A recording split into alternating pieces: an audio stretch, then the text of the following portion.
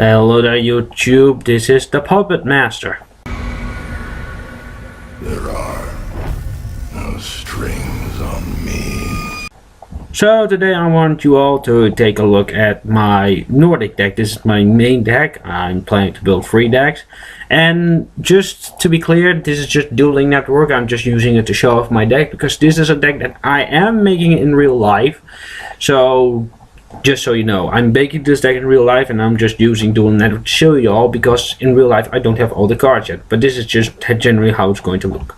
So without further ado, let's go on with the deck. So as you can see, the first cards I have are Venreard of the Nordic Wolf and Jormungand the Nordic Serpent.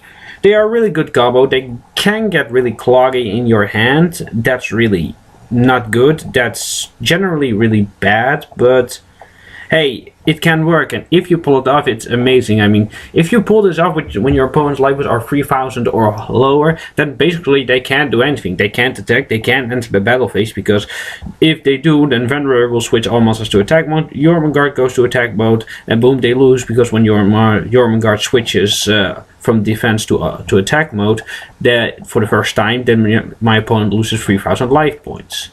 And Venreard is generally really good for that, and also it will switch all defense position monsters to attack mode, so it's clear attack. And when Venreard attacks a monster of mine, then that monster will be, if I take damage, then my opponent will take the same amount of damage. So in that sense, it's really, really, really good.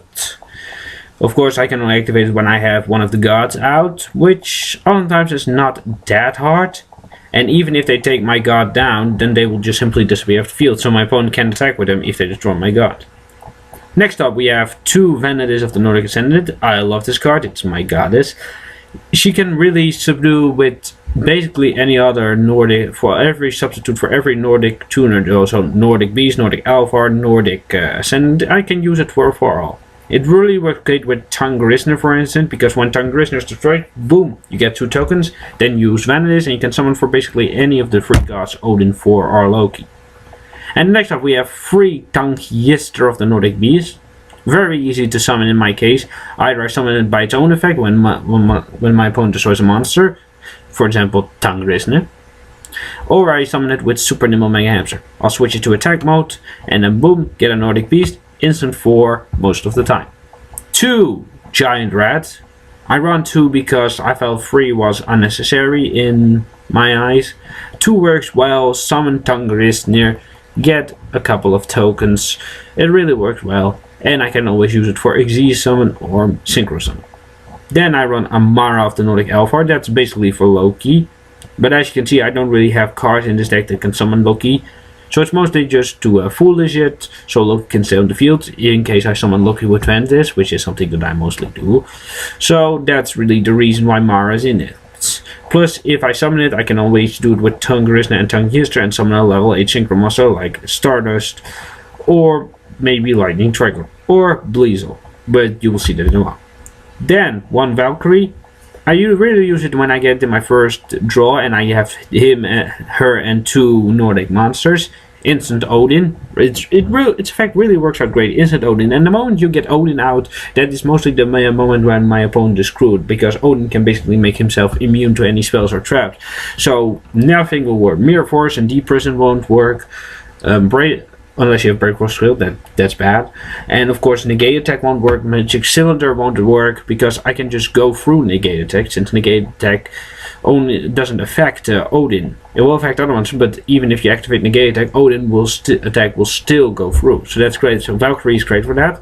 Then 3 Tungrisner. Tungrisner is really essential for any amount of Nordic deck, no matter what you run. Even if you only run one of the gods, then just Tungrisner in general is just really necessary, because it can summon tokens, and those tokens can really help you summon when you summon Cool Foxy in your next turn, go for 4, or when you have Vanadis and you go for either Loki, Odin, or 4.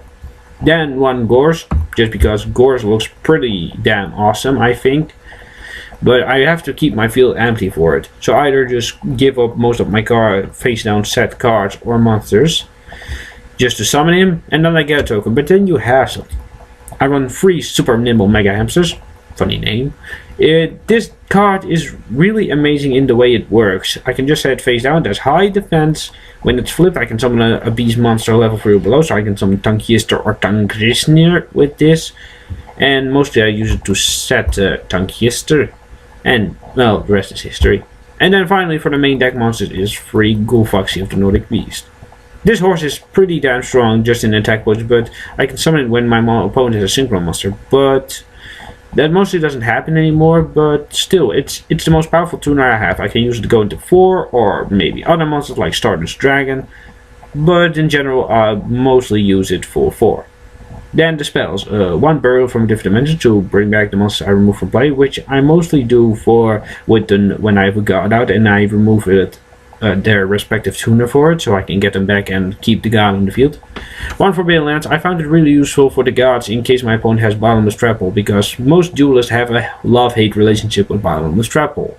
We love it when we use it, but we hate it when it's used against us. So Forbidden Lands is really useful, because that's the big weakness. When my gods are removed from play, I can't bring them back. So Forbidden Lands it costs them 800 points, but then you can keep them out. And otherwise you just end your turn. Double MST, because MST is just useful in general. Double AS Rock Sunrise. This is like a monster reward for beast monsters, and my deck is mostly beast. So this card is really generally very useful. And I love it. It's great. Not only does it weaken my opponent, but I can summon any beast back. 1 Spiritual Forest for just in case to save my beast. For example, my hamster if they're face down, or Tank Gister if I have them face down. It only works once per turn though. 1 Smashing Ground. Just a general good card that I finally managed to get, so I feel why not use it. 1 Sword of Revealing Light, stall my opponent.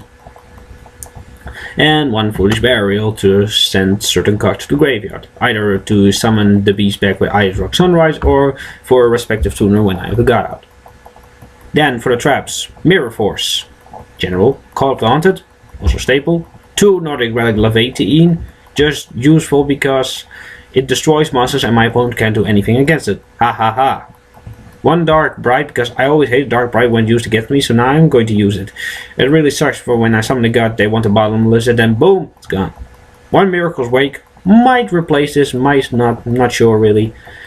But, for example, you destroy my Tungris and I get 2 tokens, you destroy those tokens, I summon Tungrisner back. So I always have an extra option with Tungrisner, for instance, or maybe my hamster if you destroy it. Double Glipnir, basically a staple for every Nordic deck. It works so well. My opponent tries to MST this, boom, I flip it, I chain it, and I get a Nordic monster. Always useful. I run 2 freeze too much, I think 2 works just fine. And 1 Magic Cylinder, because who doesn't love a Magic Cylinder? Now we're going on to the extra deck, and that first is Odin, Father of the Asia. 4 Lord of the Asia, and Loki, Lord of the Asia, the 3 Nordic gods. I love these guys, they are great. Loki destroys my opponent's trap. 4 negates my opponent's monster's ability, and Odin is just basically a move for everything.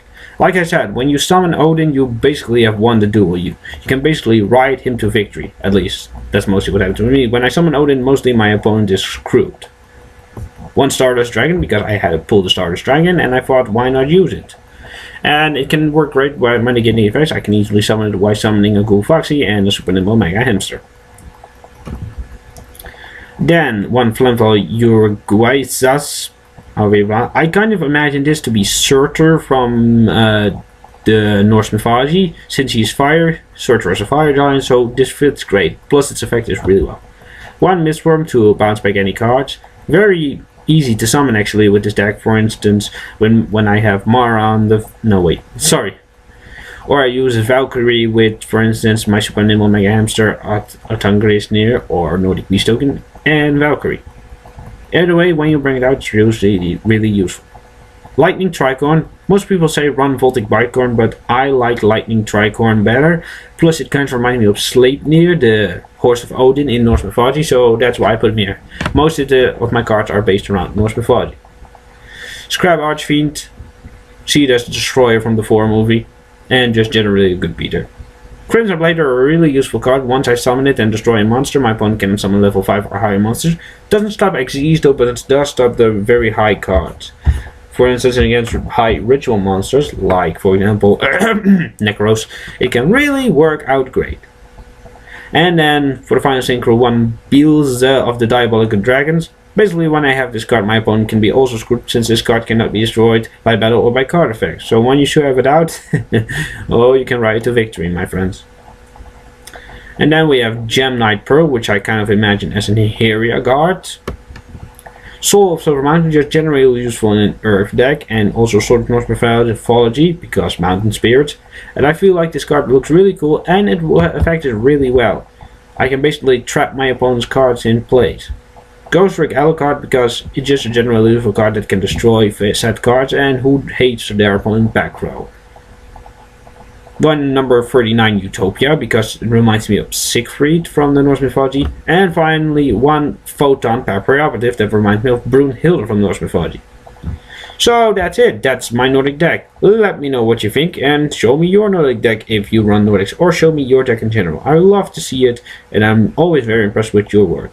Now, so thank you all for watching this video, and always remember, there might be strings everywhere, but there are no strings on you, my friend. Thank you all for watching. Bye.